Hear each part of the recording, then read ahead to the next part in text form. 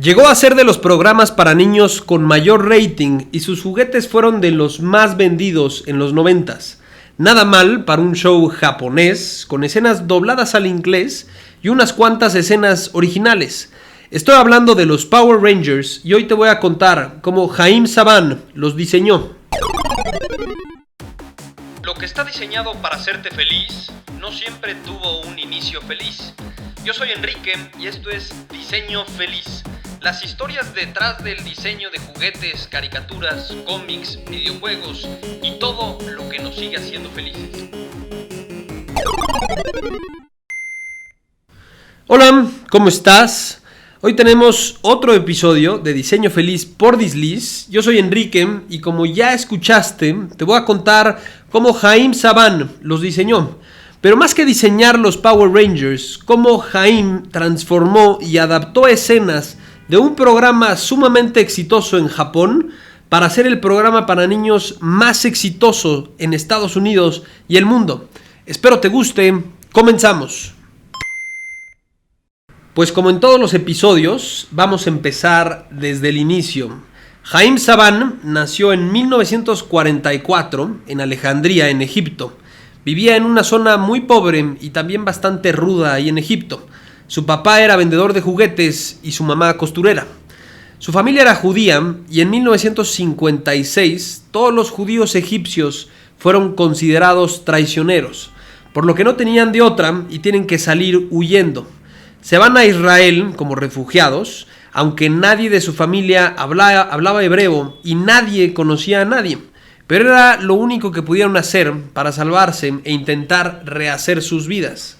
Las condiciones de vida no eran pues muy buenas. Vivían en un departamento, más bien compartían un departamento. En un cuarto vivía Haim, de 12 años, con toda su familia. En otro cuarto vivía una pareja y en el otro otra pareja.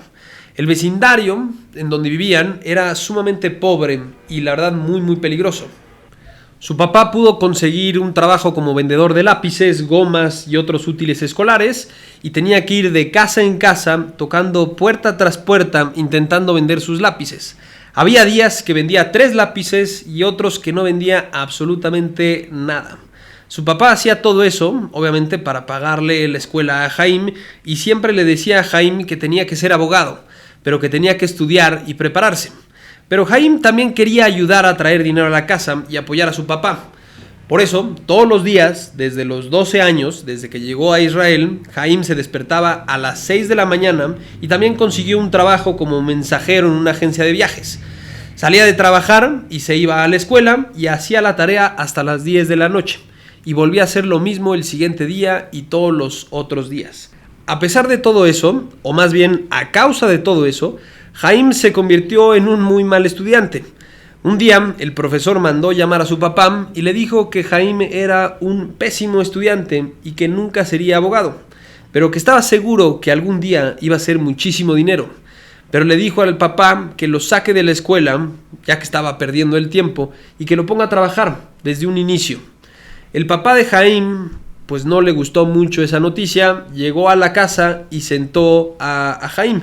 Y en lugar de regañarlo, le pidió de favor que se pusieran las pilas. Le pidió que solo terminara la preparatoria con buenas calificaciones y después de terminar la preparatoria, él podía hacer lo que quisiera. Y así lo hizo. Haim terminó la preparatoria con muy buenas calificaciones, pero pues obviamente no fue fácil. Trabajaba durante todos los días y en las tardes iba al colegio y en las noches hacía la tarea. Y si a todos estos problemas le sumas que también contaba o también sufría de racismo, recuerda que era un refugiado y era un egipcio viviendo en Israel donde no hablaba bien el idioma y donde no conocía a nadie. En una entrevista que pude escuchar, Haim cuenta que tenía una novia y la mamá de esta novia le tenía prohibido llevar a Haim a su casa porque le daba asco. Obviamente esos comentarios pues le dolían bastante a Haim, pero en esa misma entrevista dice que no tenía que entrar a su casa para darle besos a su hija y por eso se quedaba en el jardín o en la calle. Entonces sufría bastante, pero siempre encontraba, digamos, el lado de ver las cosas positivas. Pero bueno, sigamos. Termina la preparatoria y entonces ya puede hacer, con permiso de su papá, hacer lo que él quisiera y se mete al ejército. De hecho, peleó en la Guerra de los 6 días, una guerra muy corta, pero bastante sangrienta y violenta entre Israel, Egipto, Siria y Jordania. Y después de la guerra, los generales y sus superiores le dijeron que no era muy buen soldado, pero que mejor se dedicara a entretener a los soldados. Así que seguía en el ejército, pero ya no como soldado, sino una especie como de productor de eventos para entretenimiento de los soldados. Hacía varios conciertos y diferentes shows. Él no sabe por qué le pidieron eso, pero lo hizo, y de hecho lo hizo bastante bien. Eventualmente se salió del ejército y entró a una banda de música, The Lions of Judah, o los Leones de Judas, así se llamaba la banda. Él era el bajista, pero realmente no lo sabía tocar, o no sabía tocar muy bien el bajo. Incluso en los conciertos, él dice que apagaba el bajo para que no se escuchara y nada más fingía que estaba tocándolo. Pero no le duró mucho ese show. El cantante de la banda le pidió que dejara la banda como bajista, pero que si se quería quedar, sería solo como el manager de la banda. Haim aceptó ese trabajo y empezó a trabajar como manager y promotor de esa banda y de varias giras. Y después otra banda también entró con él, y él era su manager y él era su promotor, y después otra, y así sucesivamente, hasta que tenía demasiadas bandas ya. Logró convertirlo en un negocio algo exitoso. Incluso a sus 24 años pudo hacer la gira de Ray Charles por Israel y otros cantantes y grupos bastante famosos. Su vida parecía que iba apuntando hacia todo un éxito. Pero en 1973, a los 29 años, se le cae el mundo. Israel entra en una crisis bastante fuerte, tanto económica como social, y el país se cayó, y empieza la guerra de Yom Kippur. Haim había cerrado un trato con un grupo japonés bastante grande para hacer un tour por todo Israel, pero obviamente ese tour se canceló y ahí perdió bastante dinero. Pues ya tenía, me imagino, algunas contrataciones, etcétera, que eso lo tuvo que terminar pagando él. También tenía otros conciertos locales donde ahí calculó mal y donde los gastos y los costos de esos eventos estaban en dólares americanos, y las ganancias en la moneda local de Israel. Obviamente por la guerra y la situación del país hubo una devaluación tremenda y perdió más dinero. En total tenía una deuda de $600,000 a sus 29 años. Obviamente estaba estresado, deprimido, asustado y cualquier otro sentimiento que pudieras tener si debieras $600,000 y el país está en crisis. Pero Haim siguió trabajando. Y como siguió trabajando, un día conoció a un niño de 9 años. Se llamaba Noam Caniel y tenía una voz privilegiada. Haim pensó que lo podía convertir en una estrella, así que le hizo un contrato y produjo su primer disco. Y el disco fue todo un éxito. En el primer año vendió más de 40,000 discos, por lo que se ganaron el disco de platino. Eso obviamente le ayudó a pagar gran parte de sus deudas y también para irse a París. Te platico. Noam, el cantante de 9 años, estaba cantando en un pequeño concierto para el ejército de Israel, y entre el público estaba Mike Brandt, un franco-israelita que casualmente era el cantante que más discos vendía en Francia en esa época. Mike convenció a Haim de irse a Francia y promocionar a ese niño ahí. Al final, Francia era un mercado pues muchísimo más grande que Israel, y Haim pues no lo dudó más. Y sin conocer mucho del negocio de la música en Francia, se va para allá y abre su disquera y empieza a producir música. Le va extremadamente bien. En Francia estuvo 8 años y en ese tiempo llegó a vender más de 18 millones de discos. Luego, ya más tarde, en 1978, se compró una casa en Los Ángeles y en el 83 decide irse a Estados Unidos para replicar la misma fórmula que en Francia.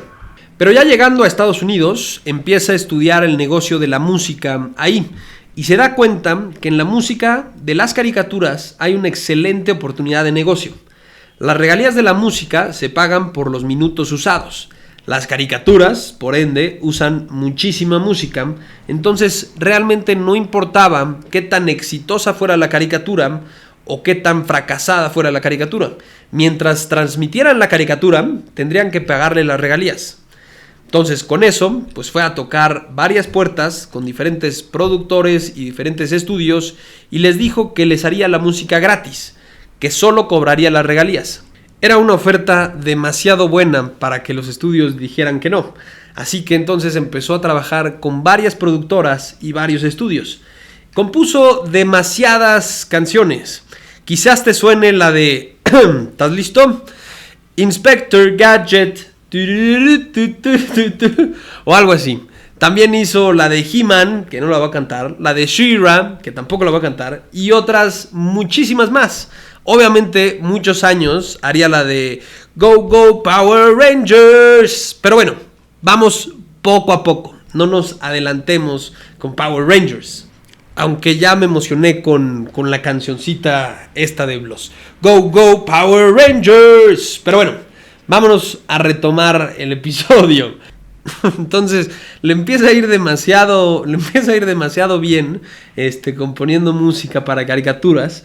Incluso llegó a tener 12 estudios y le hacía la música a estudios como a Hanna-Barbera, a Ruby Spears y a los estudios de animación más importantes de todo Estados Unidos. Ahora sí ya nos empezamos a acercar un poquito más a la historia de los Power Rangers. En 1984 estaba en Japón y no se podía dormir. Prendió la tele y solo se veían 3 canales. 2 de ellos eran programas de concursos y en el otro estaban pasando un programa que no entendía absolutamente nada, pero estaba sumamente entretenido. El programa era de unos superhéroes de diferentes colores que peleaban contra monstruos gigantes. Obviamente no entendía ni una palabra de lo que decían, pero se quedó picado ya que nunca había visto algo así. Se pasó viendo todo el programa y cuando terminó, pues no podía dormir, seguía con insomnio. Jaime sabía que había algo ahí hasta que se le prendió el foco. Las escenas de acción de este programa las escenas de acción en general, pues era lo más caro de producir.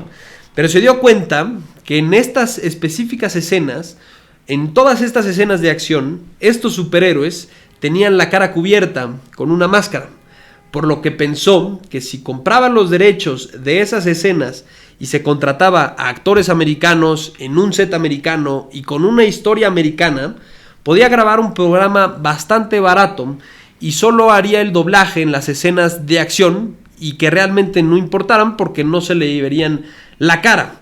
Le pareció una excelente idea. Al final de todo era un éxito en Japón y la serie llevaba más de 10 años al aire. La serie se llamaba Sentai y sacó varias series, ¿no? En ese momento estaba viendo la de Super Sentai. Pero Jaime no fue el único que se le ocurrió hacer eso. Había otra persona que quizás la conozcas. Se llama Stan Lee. Y ahí te va la historia de cómo Stan Lee llega a Sentai. Toei Animation es el nombre de la empresa que producía la serie de Sentai, la de los superhéroes estas de colores. No te voy a hacer el cuento muy largo y no te voy a dar mucho detalle de Stan Lee, Toei y el Spider-Man japonés, porque pues esa es otra historia para otro episodio. Pero más o menos es así la historia, ¿no? La primera serie de Sentai sale en 1975 y en 1978 Toei junto con Marvel y Stan Lee hacen un Spider-Man japonés. De hecho, si te pones a analizar un poco las cosas, gracias al Spider-Man japonés, los Power Rangers y Sentai tienen robots gigantes.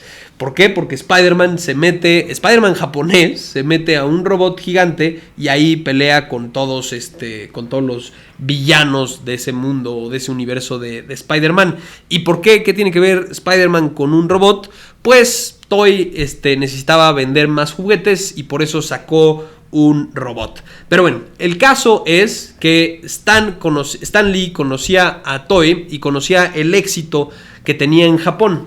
Y a Stan le encantaban las series de Sentai, por lo que llega a Estados Unidos y se le enseña una parte de esta serie a Margaret Loesch. Acuérdate de ese nombre. Margaret, en ese tiempo, era la directora de Marvel TV y la encargada de todas las series animadas de Marvel. Margaret vio este cachito de la serie y le gustó muchísimo Super Sentai, por lo que le dio a Stan Lee $25,000 para hacer un episodio piloto. No era mucho dinero, por lo que Stan solo pudo hacer un episodio doblado al inglés, y Stan y Margaret se lo enseñaron a los demás productores y todos, absolutamente todos, se burlaron de ellos. Dijeron que era bastante violenta, bastante rara y extraña, y que los niños veían series animadas, que no verían esa porquería de monstruos y de superhéroes de colores, que nunca iba a funcionar. Y bueno, Stan y Margaret se olvidaron de ese proyecto porque obviamente tenían otros 1000 proyectos más y siguieron con sus vidas haciendo otras cosas. Pero entonces regresemos con Haim. Obviamente Haim no sabía nada de esto y en 1984 Haim contactó a Toei y compró los derechos de las series de Sentai a nivel mundial excepto a Asia. Aquí todo parece que va muy bien, pero Haim estuvo 8 años tratando de vender su programa. Tocaba puertas y nadie quería hacerlo. Le decían, tú sigue haciendo música para caricaturas, no sabes nada de programas de televisión. Hasta que después de 8 años conoce a Margaret Loesch en 1992. ¿Te acuerdas? Margaret, ¿te acuerdas de ese nombre? Margaret, que era la directora de Marvel TV, pues ahora ya no es la directora de Marvel TV, sino la directora de Fox Kids. Para que te des una idea o para que conozcas mejor a Margaret y sepas quién es, pues ha sido la encargada de llevar a la tele a los Pitufos, a G.I. Joe, a los Muppets bebés, a Batman, a X-Men, a Animaniacs y muchísimas otras series más. También son historias para otro episodio, quizás vale la pena hacer un episodio de Margaret. El caso es que esta señora era una picuda y una visionaria de la televisión. Haim le presenta su idea a Margaret y para sorpresa de Haim, después de 8 años de rechazo, Margaret le dice que conoce perfecto la serie de Sentai y no solo eso, sino que es fan de la serie de Sentai y que le encantaba y que le daría una oportunidad. Los jefes de Margaret estaban furiosos con ella porque pensaban que esta idea era espantosa y que nunca funcionaría. Pero Haim les propuso hacer una prueba, un ejercicio. Si salía mal, se olvidaba de la idea, pero si salía bien, el programa se producía. La prueba consistía en llamar a un grupo de niños y mostrarles un episodio piloto. Pero a cada niño le darían una especie como de reloj. Si lo giraban el reloj a la derecha, significaba que les estaba gustando el programa, y si lo giraban a la izquierda, significaba que no les gustaba. Empezó la transmisión y con ese pequeño grupo de niños, desde el inicio, todos giraron su reloj a la derecha y se mantuvo ahí durante todo el episodio. Había sido un éxito total. Estaban Haim y Margaret felices, pero ahora tenían 2 problemas. Bueno, no problemas, sino cosas por atender. La primera era ponerle nombre, ya que Sentai Zyuranger no significaba nada en inglés y no podían usar el mismo nombre de Japón. Quizás lo dije mal, pero es Sentai Zyuranger, o como se diga en japonés. Pero bueno, el chiste es que no podían usar ese nombre. Y la segunda es que los productores y ejecutivos de Fox Kids no seguían muy seguros. Para el nombre, ahí es donde se les ocurre Power Rangers, pero le hacía falta algo más.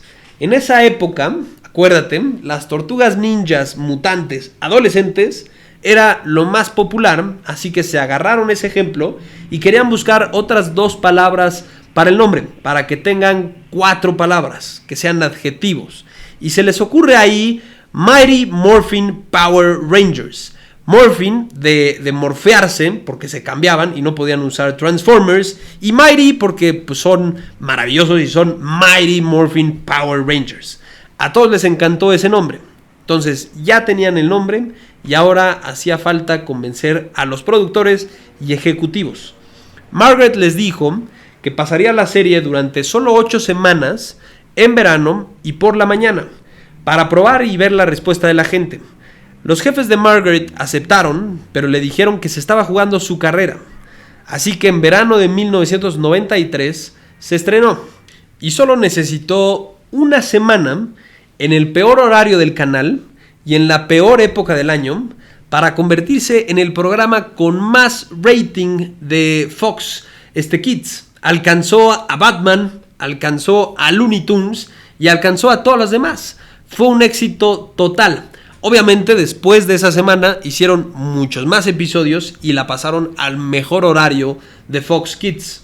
Los Power Rangers al poco tiempo se convirtieron en el programa número 1, por lo que también significaban que eran los juguetes más vendidos. De hecho, en el primer año vendieron más de $1,000 millones.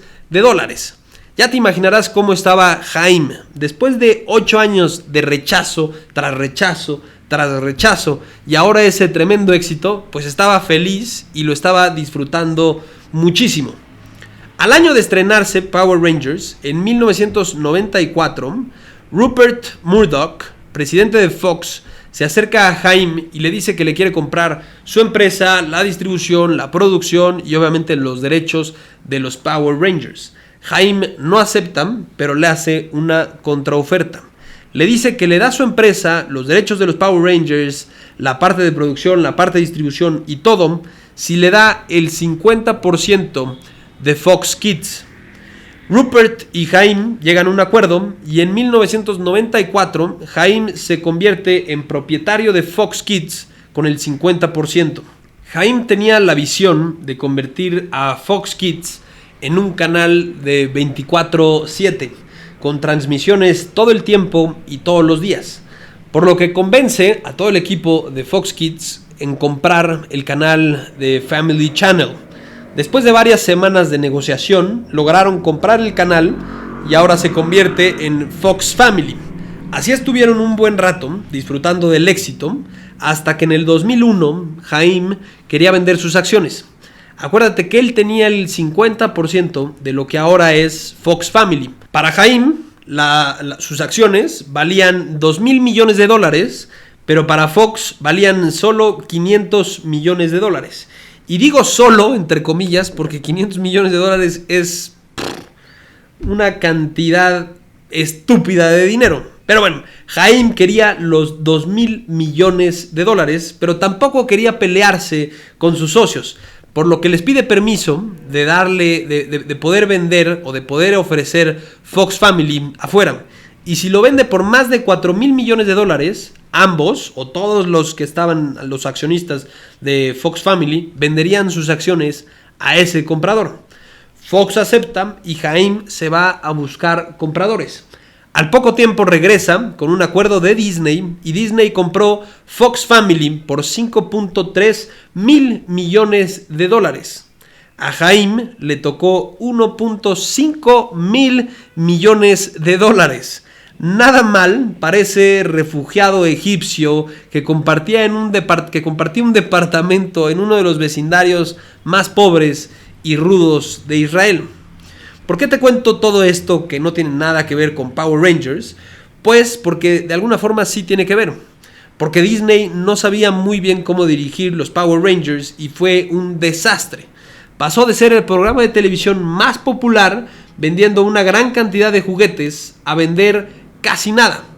Digamos que Disney no supo manejar los Power Rangers y los había llevado al fracaso. En el 2010, Disney quiere vender los Power Rangers porque ya no sabía qué hacer con ellos. Pero ahora sí, nadie los quería comprar. El único comprador era Haim y los pudo volver a comprar por una fracción de lo que inicialmente los vendió. Y para el 2013, ya en manos de Haim, los Power Rangers nuevamente estaban en el éxito. ¿Qué hizo Haim diferente? Pues quién sabe. Hay muchísimas teorías, pero lo único cierto es que Haim era el que más los conocía y más cariño les tenía a los Power Rangers. Aparte de que me imagino que es un genio y sumamente creativo e ingenioso, Así que por eso me imagino que hizo otra vez que los Power Rangers fueran un éxito total. Pero lo llevó del 2013 al 2018, ya que Haim volvió a vender los Power Rangers en ese año, pero ahora a Hasbro.